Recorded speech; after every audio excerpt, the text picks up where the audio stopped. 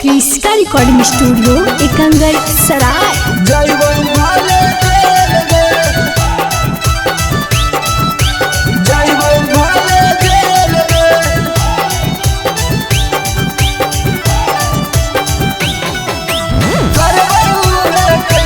Presented by Kriska films.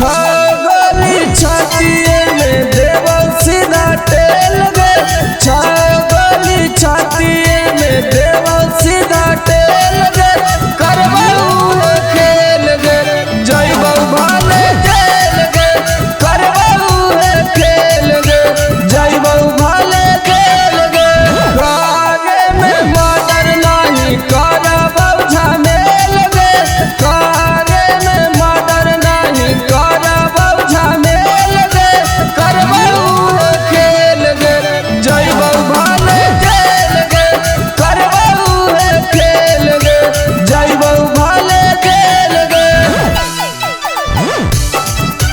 जइबऊ भाले खेल गे,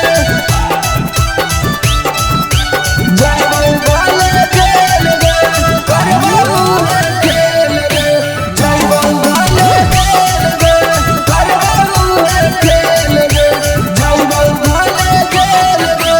थाना पुलिस से ना डरहियो हम गे, पटक के छतिया चीर देहि करहि न रहम गे, करहि न रहम गे।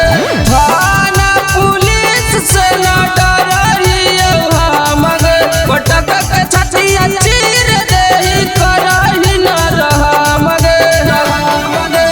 दू नंबर के धंधा हमर करहि दारू से गे, दू नंबर के धंधा हमर करहि दारू से गे, करबऊ खेल गे जइबऊ भाले खेल गे, करबऊ खेल गे जइबऊ भाले खेल गे, जइबऊ भाले खेल गे, जइबऊ भाले खेल गे, करबऊ खेल गे जइबऊ भाले खेल गे।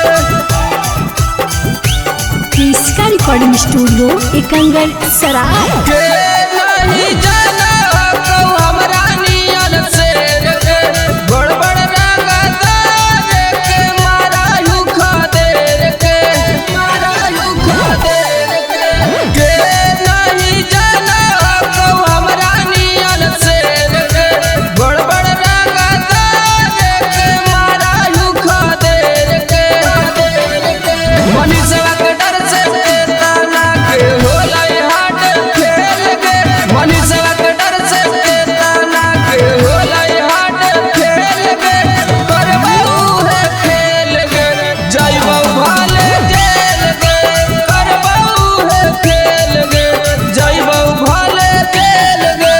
क्रिस्का रिकॉर्डिंग स्टूडियो एकंगर सराय।